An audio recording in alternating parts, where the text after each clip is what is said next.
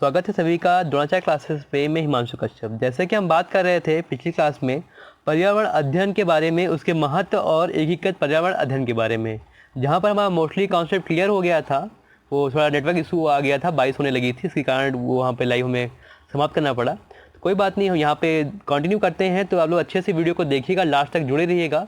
काफ़ी अच्छे से हम आपको ये चैप्टर क्लियर कराएंगे और अच्छे से कॉन्सेप्ट को हम बताएंगे। तो यहाँ हम बात कर रहे थे पर्यावरण के महत्व के बारे में और पर्यावरण के उद्देश्य के बारे में, जो कि हमने पढ़ लिया है। ठीक है जी। आगे हम बात करेंगे हम एकीकृत पर्यावरण अध्ययन के बारे में। तो हमने आपको बताया था एकीकृत पर्यावरण अध्ययन वह होता है जहाँ पर हम सामाजिक विज्ञान के बारे में, पर्यावरण शिक्षा के बारे में सम्मिलित रूप से पढ़ते हैं। चाहे भूगोल हो, चाहे इतिहास हो, सभी में इसके बारे में पढ़ाया जाता है। इसको हम एकीकृत पर्यावरण अध्ययन के रूप में मानते हैं, क्योंकि यहाँ पर सभी विषयों को एक साथ इंटीग्रेट करके पढ़ाया जाता है। चाहे वो क्या एसएसटी हो, चाहे वो साइंस हो, चाहे वो क्या हो, चाहे वो इन्वायरमेंटल स्टडीज़ हो, तीनों को मिलाकर एक सब्जेक्ट के रूप में देखा जाता है। हमने आपको पिछली क्लास में बताया था, यहाँ पर कक्षा 1 और 2 में कोई अलग से पुस्तक नहीं होती है। बच्चों को भाषा के माध्यम से और गणित के माध्यम से हम पर्यावरण के बारे में पढ़ाते हैं। लेकिन कक्षा 3, 4 और 5 में पर्यावरण के लिए एक अलग से पुस्तक होती है, जिसे हम एकीकृत पर्यावरण अध्ययन के नाम से जानते हैं, जहाँ पर बच्चों को सभी विषयों को एक साथ एकीकृत रूप में पढ़ाया जाता है। ठीक है। तो पर्यावरण कक्षा 1 और 2 में भी पढ़ाया जाता है, लेकिन वहाँ पर कोई पुस्तक नहीं होती है। बच्चों को अन्य विषयों में पढ़ाया जाता है, लेकिन कक्षा 3, 4, 5 में पुस्तकें अवेलेबल होती हैं। तो ये बात होती है टॉपिक की, जहाँ हमने इसको कंप्लीट किया है। कुछ खास नहीं यहाँ था, कुछ खास नहीं था यहाँ पर, लेकिन जो चीज़ें थी काफ़ी इंपॉर्टेंट थी, तो लोग ध्यान दीजिएगा। अब हम आगे बात करेंगे प्रैक्टिस की, जहाँ पर कुछ इंपॉर्टेंट क्वेश्चन है, तो ध्यान दीजिएगा, सभी क्वेश्चन करके जाइएगा। यहाँ पर 15 इंपॉर्टेंट क्वेश्चन है, जहाँ पर आपको अच्छी तरीके से पूरे इस टॉपिक को कवर किया जाएगा, समझाया जाएगा। अगर आपने पूरे क्लासेस कर ली आज की, तो ये मान लीजिए कि आज की लेक्चर से आपको 1 से 2 नंबर जो है आपका ये कवर हो जाएगा। इससे पहले अगर आपने इसकी क्लास नहीं ली हुई है, आधी क्लास हुई थी, वो आप जाकर जरूर लीजिएगा, काफ़ी वहाँ से आपको हेल्प मिलेगी। तो बढ़ते हैं क्वेश्चन नंबर 1 की ओर। क्वेश्चन नंबर 1 हमारा ये कह रहा है, एनसीईआरटी की पाठ्य पुस्तकों में पर्यावरण अध्ययन को स्थान दिया जाता है कैसे? पहला है विषयों की आधारभूत संकल्पनाओं की व्याख्या करने के लिए, चिंतन और विस्मय के लिए, शिक्षार्थियों को अवसर उपलब्ध कराने के लिए, और तीसरा है तकनीकी शब्दावली की सटीक परिभाषाएं उपलब्ध कराने के लिए, और अगला है अधिक संख्या में अभ्यास प्रश्नों को शामिल करने में। तो ये दिया गया है पहला क्वेश्चन हमारा, जिसका आंसर क्या होगा हमारा? दूसरा होगा, क्योंकि यहाँ बात हो रही है अवसर उपलब्ध कराने की। हम जानते हैं बच्चों को हम जितना अवसर उपलब्ध कराएंगे, बच्चा उतनी अच्छी तरीके से चीज़ों को सीखेगा, चिंतन करेगा, है ना जी। तो ये बात होती है। यहाँ पर हम पहले ऑप्शन में बात करते हैं, व्याख्या पर हम बल नहीं देते हैं और परिभाषाओं पे हम बल नहीं देते हैं, सटीक परिभाषाओं पे, शब्दावली पे, तकनीकी शब्दावली पे हम बल नहीं देते, इसीलिए तीसरा विकल्प गलत हो गया।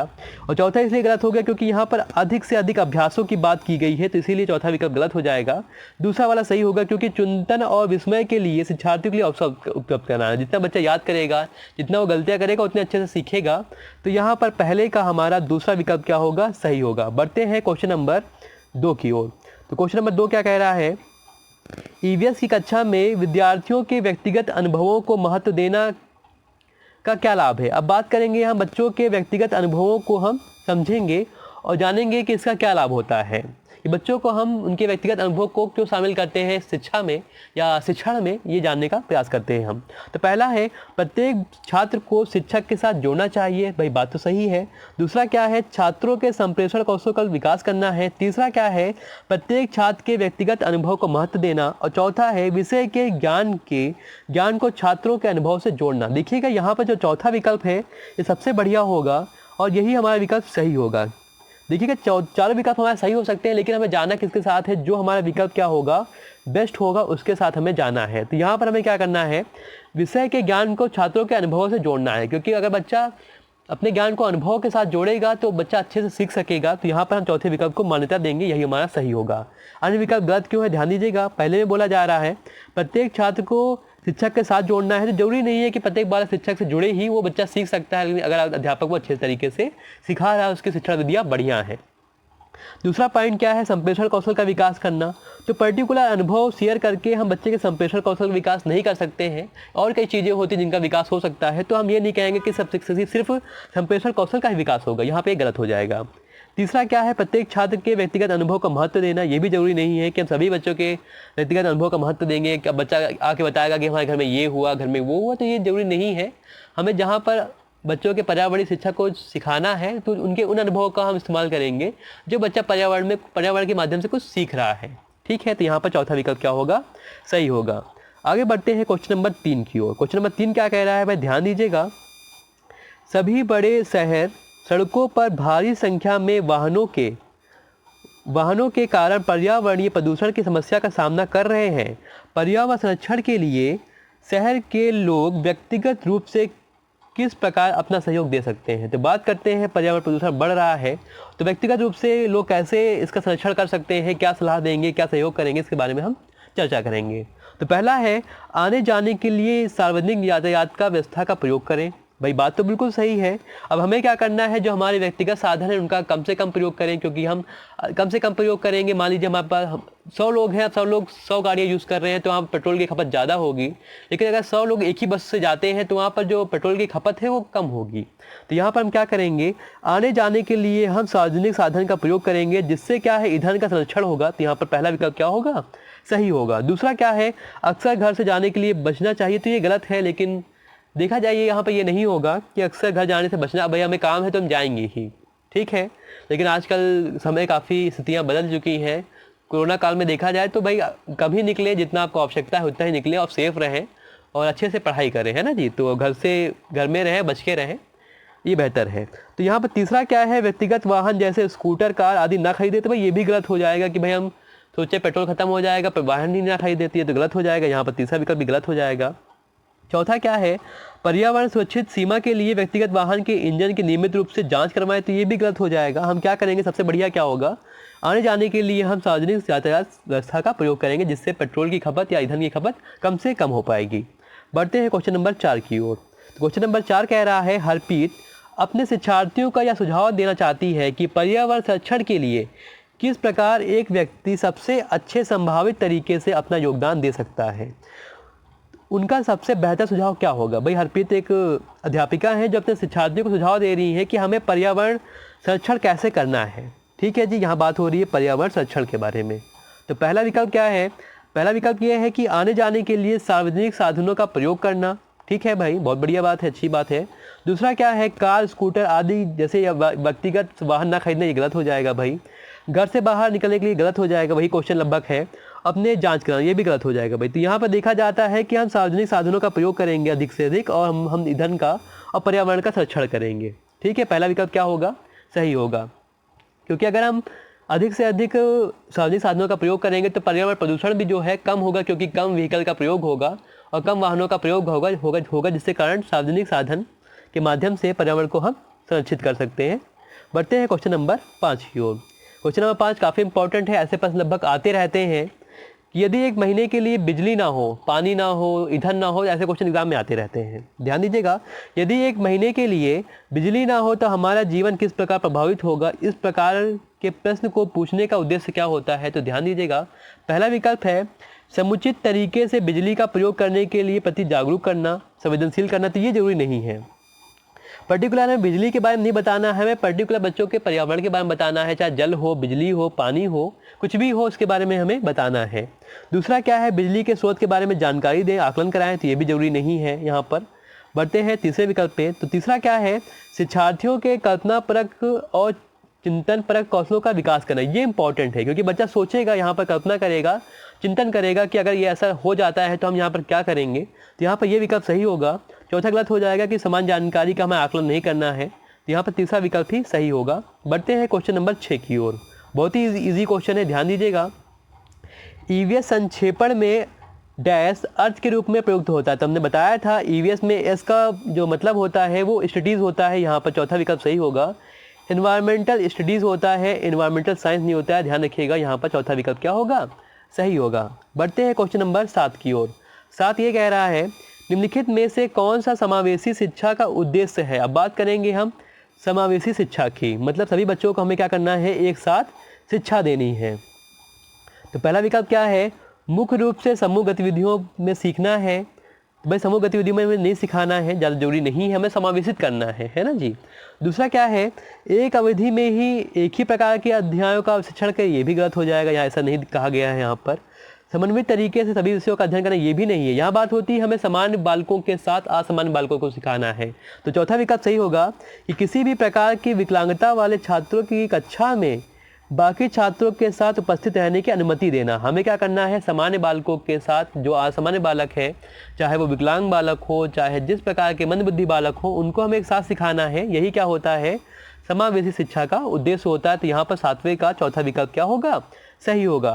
बढ़ते हैं क्वेश्चन नंबर 8 की ओर। क्वेश्चन नंबर 8 क्या कह रहा है, यदि आपकी नियुक्ति स्कूल में ईवीएस शिक्षण के रूप में की जाती है, मतलब आप एक ईवीएस के अध्यापक हैं, तो आपका दृष्टिकोण कैसा होगा। पहला क्या है, स्कूल की वर्तमान स्थिति के बारे में पता करने के लिए अन्य शिक्षकों के साथ आप बातचीत करना चाहेंगे।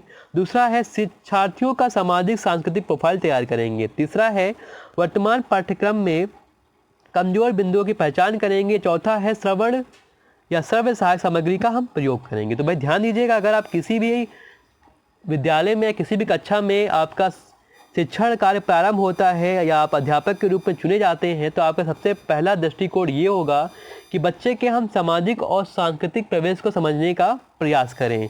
अब ये सामाजिक और सांस्कृतिक परिवेश या उसका कहें प्रोफाइल क्या होता है, इसके बारे में हम चर्चा करते हैं।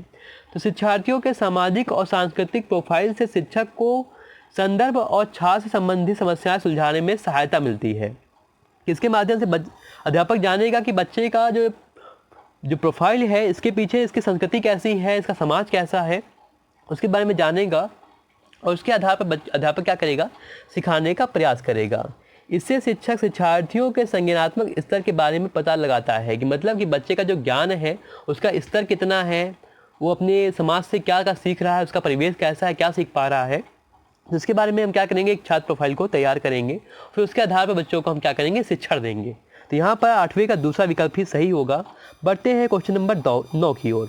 तो क्वेश्चन नंबर 9 ये कह रहा है, पर्यावरण अध्ययन की पाठ्य पुस्तकों में अभ्यास एवं गतिविधियों को डैश उपलब्ध कराना चाहिए। तो हमने आपको बताया था कि अगर हम बच्चों को अभ्यास करवा रहे हैं या गतिविधियां करवा रहे हैं एक पाठ्य पुस्तक के माध्यम से, तो हमारा प्रयास ये रहेगा कि बच्चों को जो भी हम कुछ सिखा रहे हैं तो ये पाठ के अंतर्गत होना चाहिए, पाठ में अंतर्निर्मित होना चाहिए। तो यहाँ पर तीसरा विकल्प सही होगा। ये पाठ के अंत में नहीं होना चाहिए, क्योंकि पाठ के अंत में बहुत सारी अभ्यास हो जाएगी तो बच्चा परेशान रहेगा।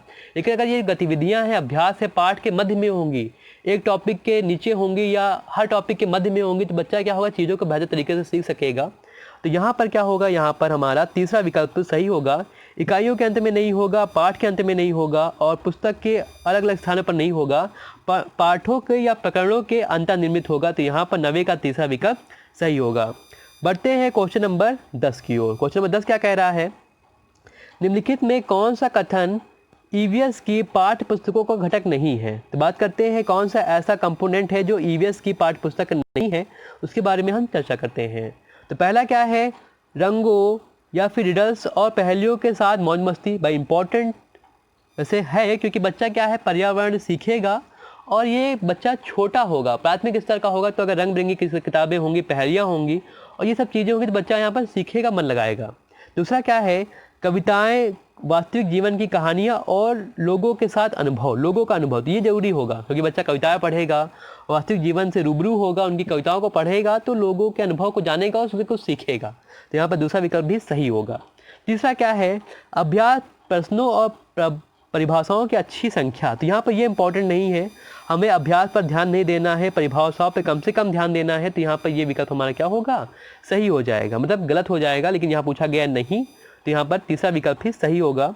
चौथा क्या है, सर्वेक्षण करना, सोचें और बताएं, चर्चा करना, कल्पना करना और लिखें और इसे करें और पता लगाएं प्रकार के खंड। तो ये तो सही होगा हमारा, ये हमें करना है, लेकिन हमें अभ्यास पर और परीक्षाओं पे हमें कम से कम ध्यान देना है, परिभाषाओं पे कम से कम ध्यान देना है। तो यहाँ पर 10वें का तीसरा विकल्प क्या होगा, सही होगा। बढ़ते हैं क्वेश्चन नंबर 11 की ओर। क्वेश्चन नंबर 11 क्या कह रहा है, ध्यान दीजिएगा। पहला प्रश्न है, मतलब 11वां प्रश्न है, कह रहा है ईवीएस शिक्षण अधिगम में कक्षा में प्राप्त अधिगम को विद्यालय के बाहर के जीवन से जोड़ने और इसे संबद्ध करने का क्या आशय होता है। तो इसका आशय ये होता है कि बच्चों को हम पाठ्य पुस्तक के अतिरिक्त ज्ञान दें, है ना जी। बच्चों को हमें क्या करना है, पाठ्य पुस्तक से बाहर बच्चों को सिखाना है कि बच्चे का जो ज्ञान है वो पाठ्य पुस्तक में ही सीमित ना रह जाए, बच्चा पर्यावरण के बारे में, अपने आसपास की चीज़ों के बारे में भी सीखे। दूसरा क्या है, वैश्विक पर्यावरणीय मुद्दे और चिंताओं को पाठ्य पुस्तक से लिंक करना। तो ये जरूरी नहीं है क्योंकि बच्चा अभी पर्यावरणीय चीज़ों को सीख रहा है, लेकिन वैश्विक रूप से सिखाने की जरूरत नहीं है क्योंकि बच्चा क्या जानेगा अम्ल वर्षा क्या होती है, ओजोन परत क्या होती है। तो यहाँ पर ये सिखाने की आवश्यकता नहीं है यहाँ पर। तीसरा क्या है, पूर्ण विद्यालय दृष्टिकोण, ये जरूरी नहीं है, और पाठचर्या से बाहर जाना ये भी जरूरी नहीं है। हमें पाठचर्या के अंदर ही रहना है, हमें सिलेबस के अंदर और पाठ्यक्रम के अंदर ही रहना, लेकिन उसको साथ में हमें सिखाना है बच्चों को बाहर जीवन से जोड़ कर। तो यहाँ पर पहला विकल्प क्या होगा, सही होगा। बढ़ते हैं क्वेश्चन नंबर 12 की ओर। क्वेश्चन नंबर 12 काफ़ी इंपॉर्टेंट है, बच्चे अक्सर यहाँ इसको गलत करते हैं, तो ध्यान दीजिएगा। पर्यावरण अध्ययन पाठ्यक्रम बच्चों की समग्र शिक्षा का कारण बन सकता है यदि यह कैसा हो, एकीकृत हो, समावेशी हो, विषयगत हो, उपयोग सभी हो। अब आप कहेंगे कि सर एकीकृत होना चाहिए, लेकिन यहाँ पर एकीकृत तो होना ही चाहिए, लेकिन साथ साथ इंटीग्रेटेड के साथ साथ समावेशी भी होना चाहिए, इंक्लूसिव भी होना चाहिए, और विषयगत यानी कि सब्जेक्टिव भी होना चाहिए। तो यह अगर तीनों चीज़ें होंगी तभी चीज़ों को अच्छी तरीके से सीख सकेंगे, क्योंकि यहाँ बात हो रही है समग्र शिक्षा की। समग्र में मतलब सब कुछ आता है, चाहे वो एकीकृत हो, चाहे समावेशी हो, चाहे विषयगत हो। तो यहाँ पर 12वें का चौथा विकल्प क्या होगा, सही होगा। बढ़ते हैं क्वेश्चन नंबर 13 की ओर। क्वेश्चन नंबर 13 ये कह रहा है, निम्नलिखित में कौन सा एक पर्यावरण अध्ययन के संबंध में सच नहीं है। तो क्या सच नहीं है हम जानते हैं। पहला है, पर्यावरण अध्ययन की प्रकृति एकीकृत होती है, हमने आपको पढ़ा है इसी टॉपिक में कि एकीकृत होता है। दूसरा क्या है, पर्यावरण अध्ययन बाल केंद्रित अध्ययन है, बिल्कुल सही है, यहाँ पर बिल्कुल सही कहा गया है। तीसरा क्या है, पर्यावरण अध्ययन बच्चों को अपने परिवेश को खोजने का अवसर देता है। ये जरूरी है भाई, क्योंकि बच्चा क्या है इसके माध्यम से अपने परिवेश को खोजता है। ठीक समझ रहे होंगे आप लोग। और चौथा क्या है, पर्यावरण अध्ययन वर्णनों और परिभाषा पर बल देता है। लेकिन यहाँ पूछा गया क्या सच नहीं है, तो यहाँ पर चौथा विकल्प सही होगा, क्योंकि हमें अध्ययन के वर्णनों पर, उनके एक्सप्लेनेशन पर, उनकी परिभाषाओं पर हमें बल नहीं देना, उनकी डिफिनेशन पर बल नहीं देना है। तो देखा जाए यहाँ पर 13वें का पहला, दूसरा, तीसरा ये सच है, लेकिन यहाँ पूछा गया सच नहीं है, तो चौथा वाला विकल्प क्या होगा, गलत हो जाएगा। ठीक है जी, मतलब सही हो जाएगा। तो यहाँ पर 13वें का चौथा विकल्प सही होगा। बढ़ते हैं क्वेश्चन नंबर 14 की ओर। तो क्वेश्चन नंबर 14 ये कह रहा है, पर्यावरण अध्ययन कक्षा 3 से 5 के लिए एक विषय क्षेत्र है। हमने बताया था कि कक्षा 3 और 5 में हमें कैसे पढ़ाना है, एकीकृत रूप से पढ़ाना है।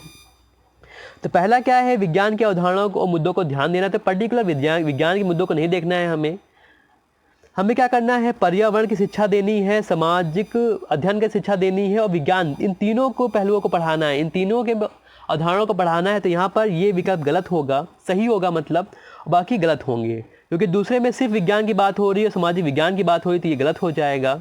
और अंत में क्या है, पर्यावरणीय शिक्षा के बारे में बात हो रही है, विज्ञान के बारे में बात हो रही है, तो ये भी गलत हो जाएगा। लेकिन यहाँ पर दूसरे विकल्प में पर्यावरण के बारे में बात हुई, सामाजिक अध्ययन के बारे में बात हुई, और विज्ञान के तीनों के बारे में बात हुई, तो यहाँ पर हमारा दूसरा विकल्प ही सही होगा। 14वें का दूसरा विकल्प क्या होगा, सही होगा। तो बढ़ते हैं क्वेश्चन नंबर 15 की ओर। अंतिम प्रश्न होगा, और इस प्रश्न के बाद छोटी सी अनाउंसमेंट है, जरूर सुन के जाइएगा, काफ़ी आपको बेनिफिट मिलेगा। तो बढ़ते हैं क्वेश्चन नंबर 15 की ओर। इसमें क्या कहा गया है, निम्नलिखित में से क्या पर्यावरण अध्ययन के संदर्भ में सही है। अब क्या सही है ये चर्चा करते हैं। तो पहला है, पर्यावरण अध्ययन एक विषय है जो कक्षा 1 से 5 तक कक्षाओं में पढ़ाया जाता है। ये बात हुई। तो यहाँ पर कक्षा 1 से 5 तक पढ़ाया जाता है, लेकिन कक्षा 1 और 2 में इसके लिए पुस्तक नहीं होती है कोई अलग से। तो यहाँ पर ये विकल्प क्या हो जाएगा, गलत हो जाएगा। दूसरा क्या है, कक्षा 1 से 2 की कक्षाओं के लिए भाषा और गणित के माध्यम से पर्यावरण अध्ययन पढ़ाया जाता है। तो ये विकल्प सही होगा। हमने बताया था आपको कि कक्षा 1 और 2 में कोई अलग से पुस्तक नहीं होती है, हम क्या करते हैं, बच्चों को भाषा और गणित के माध्यम से सिखाते हैं। तो आगे बढ़ते हैं। तीसरा विकल्प क्या है, कक्षा 2, 3 और 4 की कक्षाओं के लिए पर्यावरण अध्ययन के मुद्दों को भाषा और गणित के माध्यम से सिखाया जाता है। तो गलत हो जाएगा, क्योंकि 1 और 2 में सिखाया जाता है गणित के माध्यम से, भाषा के माध्यम से, 3, 4, 5 में नहीं। तो यहाँ पे ये भी विकल्प क्या हो जाएगा, गलत हो जाएगा। अगला विकल्प देखते हैं। तो अगले में बोला गया है कि कक्षा 1 और 2 के तक की कक्षाओं के लिए पर्यावरण अध्ययन के मुद्दों को विज्ञान और सामाजिक अध्ययन के माध्यम से नहीं सिखाया जाता है। विज्ञान के माध्यम से नहीं सिखाया जाता है, गणित और भाषा के माध्यम से सिखाया जाता है, तो यहाँ पे ये भी विकल्प सही गलत हो जाएगा। तो यहाँ पर देखा जाएगा तो 15वें का हमारा दूसरा विकल्प ही क्या होगा, सही होगा। तो ये हमारा आज का कंप्लीट टॉपिक था। अगर आपको अच्छा लगा है तो लाइक ज़रूर करें, कमेंट ज़रूर करें और बताएं आपने 15 में से कितने क्वेश्चन सही किए हुए हैं। तो एक छोटी सी अनाउंसमेंट सुन लीजिएगा। जैसा कि आप लोग जानते होंगे कि 15 अगस्त आ चुका है, कल अंतिम दिन है। तो अगर आपने अभी भी हमारे यूपी टेट और सी टेट के सुपर टेट के कोर्स नहीं लिए हुए हैं तो ज़रूर लीजिएगा। काफ़ी बेहतर तरीके से ये नोट लिखे गए हैं, सभी नोट्स हस्तलिखित हैं, जो कि PDF में और हार्ड कॉपी में दोनों अवेलेबल हैं। साथ में कैश ऑन डिलीवरी भी अवेलेबल है। तो अगर आप चाहते हैं ये नोट लेना, कुछ बेहतर सीखना, तो ज़रूर सीखिए, क्योंकि कल के बाद इनकी जो प्राइस हैं बढ़ जाएंगे। तो आप ज़रूर लीजिए और बेहतर तरीके से सीखें, क्योंकि समय आपका हार्ड वर्क करने का नहीं है, आप समय ये है स्मार्ट वर्क करने का। किताबों से तो बहुत पढ़ाई होगी, अब पढ़ाई है नोट से पढ़ना, क्योंकि नोट्स में वो चीज़ें दी गई हैं जो एग्ज़ाम में आने की संभावनाएं हैं। तो बेहतर तरीके से इसे तैयारी करें और अच्छे से अच्छे सीखें। तो बात करेंगे नोट्स के बारे में। तो यहाँ पर देखिएगा सीटेट प्राइमरी की बात करते हैं, तो ध्यान से देखिएगा, सभी के बारे में चर्चा करेंगे। आज हम अच्छे डिस्कस करेंगे। बच्चे बोलते हैं सर बताते नहीं नोट्स के बारे में, तो ध्यान दीजिएगा। जो PDF की प्राइस है ये अभी 249 रुपये की है और ये बाद में ये 349 रुपये की हो जाएगी। और जो इसकी हार्ड कॉपी है ये 999 रुपये की है और इसके बाद ये 1249 रुपये की हो जाएगी। तो आप इसको 999 रुपये में मंगा सकते हैं। और ध्यान दीजिएगा, अगर आपको COD लेनी है तो COD के लिए 149 रुपये एक्स्ट्रा चार्जेस है। इसको आप पे करके COD भी ले सकते हैं, कैश ऑन डिलीवरी भी ले सकते हैं। तो ये बात हुई सीटेट प्राइमरी की। आगे बात करते हैं सीटेट पेपर 2 की। तो सीटेट पेपर 2 की बात करते हैं तो सेम प्राइस यहाँ भी होंगे, 249 का होगा, बाद में ये 349 का हो जाएगा। ऐसे ही 999 का हमारा कोर्स होगा हार्ड कॉपी का, जो कि आपको एड्रेस पे हम भेजेंगे। इसके लिए वेबसाइट भी है, वेबसाइट आपको लिंक में हम दे देंगे, वहाँ से आप बुक कर सकते हैं या आप हमसे कॉन्टेक्ट कर लीजिए, सारी सुविधाएं आपके पास उपलब्ध हैं। ऐसे ही पेपर यूपी टेट की बात करते हैं तो यूपी टेट का भी सेम प्राइस होगा, यहाँ पर कुछ अलग नहीं होगा। 149 देकर आप अतिरिक्त देकर यहाँ पर आप कैश ऑन डिलीवरी भी अपना सकते हैं। बाकी जो नोट्स की प्राइस है सिर्फ 249 रुपये है, 249 में आपको कंप्लीट कोर्स मिलेगा। अगर हम बात करते हैं पेजेस की तो लगभग 400 से 500 पेजेस होंगे हमारे सब कोर्सेज की बात करें हम, चाहे वो सीटेट का प्राइमरी लेवल का हो, चाहे सीटेट का जूनियर हो, चाहे यूपी टेट का प्राइमरी हो। अभी यूपी टेट का जूनियर जो पेपर 2 है वो अवेलेबल नहीं है, जल्दी हम अवेलेबल कराएंगे। तो इन तीनों कोर्सेज की जो प्राइस है सेम है और लगभग ये 400-500 पेज के हैं। तो आप जरूर लीजिएगा, काफ़ी बेहतर तरीके से नोट्स को बनाया गया है। हमारा 3 से 4 साल का जो अनुभव है जरूर आपके काम आएगा। अब बात करते हैं हमारे लास्ट कोर्स की, जो हमारा सुपर टेट का कोर्स है। ये थोड़ा सा कॉस्टली है क्योंकि यहाँ पर जो पेजेस हैं थोड़े बढ़ गए हैं। लगभग ये 1200 पेज का नोट्स होगा हमारा, 1200 पेज का हमारा कंप्लीट ये नोट्स होगा। और इससे आप तैयारी करेंगे तो आपका जो स्कोर होगा काफ़ी बेहतर होगा। लगभग 30 PDF के माध्यम से ये कोर्स को आप समझाया गया है। लेकिन अगर आप हार्ड कॉपी लेते हैं तो आपको हार्ड कॉपी में भी मिल जाएगा। ध्यान दीजिएगा, ये 499 रुपये का कोर्स है, जो कि आपको 649 का मिलेगा जब ऑफर ख़त्म हो जाएगा। अगर हार्ड कॉपी की बात करते हैं तो 1499 रुपये का कोर्स है, जो कि आपको ऑफर के बाद 1749 का मिलेगा। तो अगर आपको लेना है तो ज़रूर लीजिए, काफ़ी बेहतर तरीके से आप सीख सकते हैं। 1200 पेजेस दिए गए हैं, जहाँ पर तैयारी करेंगे तो 100+ नंबर भी आसानी से ला सकते हैं। और बात करते हैं COD के लिए, कैश ऑन डिलीवरी के लिए, तो यहाँ वही ऑफ़र है, 149 रुपये आप एक्स्ट्रा पे करके आप कैश ऑन डिलीवरी भी मंगवा सकते हैं। तो ये बात होती है हमारे नोट्स की, जो काफ़ी बेहतर तरीके से लिखे गए हैं। अगर आपको चाहिए तो आप मंगवा सकते हैं।